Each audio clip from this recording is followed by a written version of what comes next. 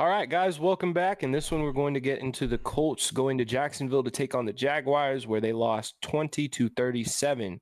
The over actually hit in this game. It was at 44 points. The Jags covered at -4.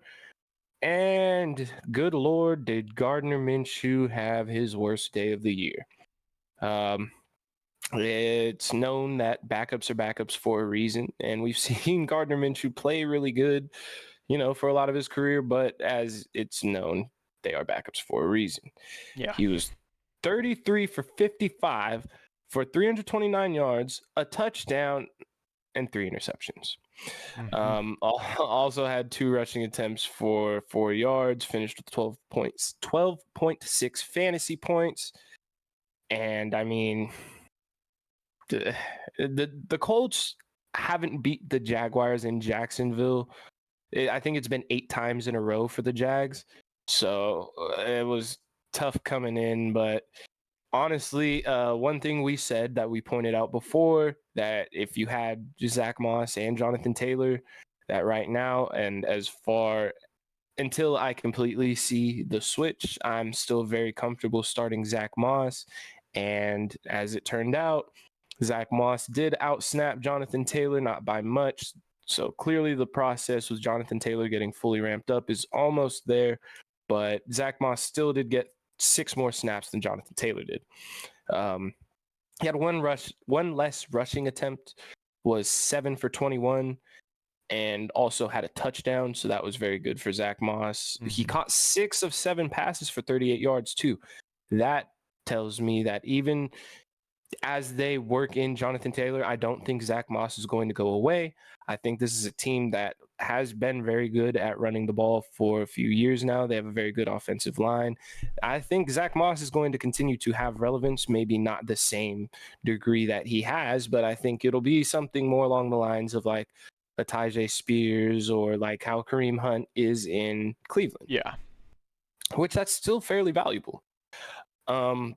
Yeah, he finished with 17.9 PPR points. Jonathan Taylor, 8 attempts, 19 yards, caught 5 of 6 passes for 46. He finished with 11.5.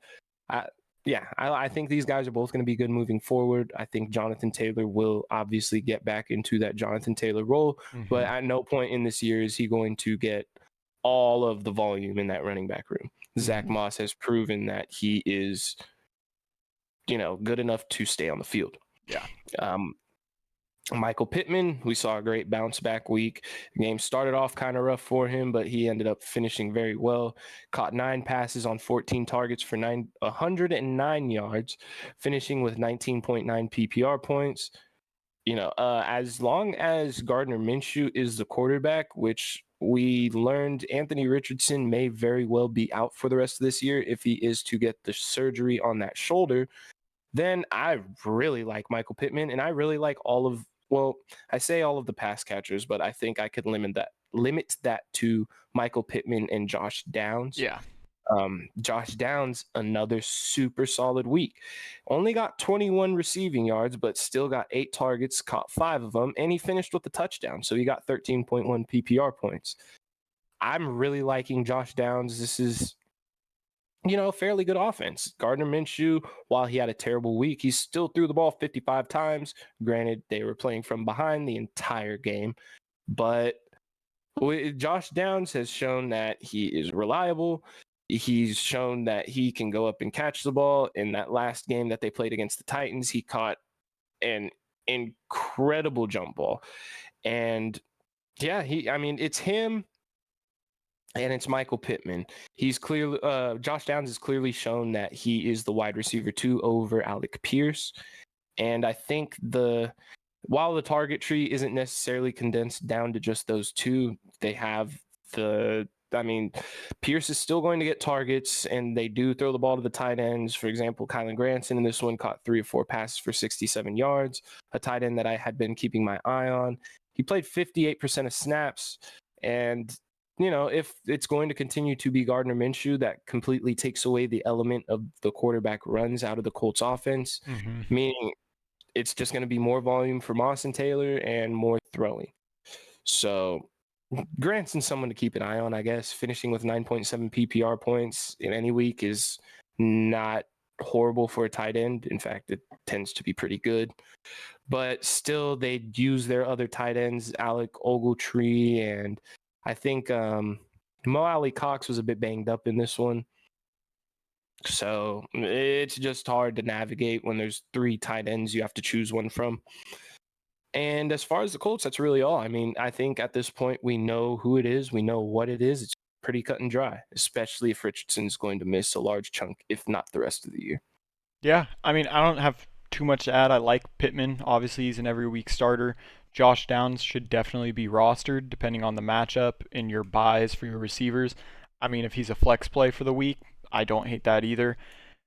Honestly, depending what buys you have at running back coming into this week, if you have Jonathan Taylor and Zach Moss, I don't hate starting both of them.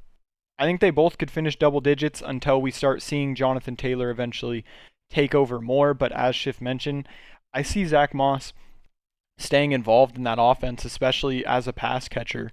I mean, he's played very well up to this point. So, I mean, it's hard to imagine him just getting phased to nothing. Yeah, no, that is not going to happen. And I think the Colts have made that clear.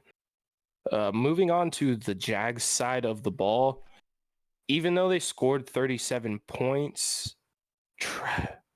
Trevor Lawrence is another just middling week, man. He scored his most fantasy points in week 1 against the Colts in Indianapolis. So here I am thinking Trevor Lawrence probably due for another good week, and that really wasn't the case. He was 20 for 30, 181 yards, 2 touchdowns and a pick, 3 rushing attempts, 15 yards, finished with 15.7 fantasy points.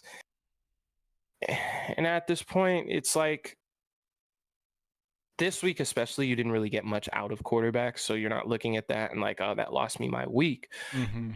But this has been kind of the norm for Trevor Lawrence this year, and it's concerning because it's like you get Calvin Ridley, we are expecting, a big step up, and we're just not seeing it. Yeah. The guy who absolutely destroyed the day was Travis Etienne, and that was because he got 2 touchdowns. Wasn't, fairly efficient on the ground, 18 for 55, but caught 3 passes for 28 yards. He finished with 23.3 PPR points. This is the second time he's just demolished the Colts, finishing with 20 plus PPR points in both games. And I mean, ETN, it's like, there's no questions at this point. There's nothing that I have concerns with. ETN is the guy. Yeah. Tank Bigsby is not going to eat into any significant amount of his snaps. ETN is rock solid RB1 rest of the year. Mm-hmm. Signed, sealed, delivered. That's it. Yeah.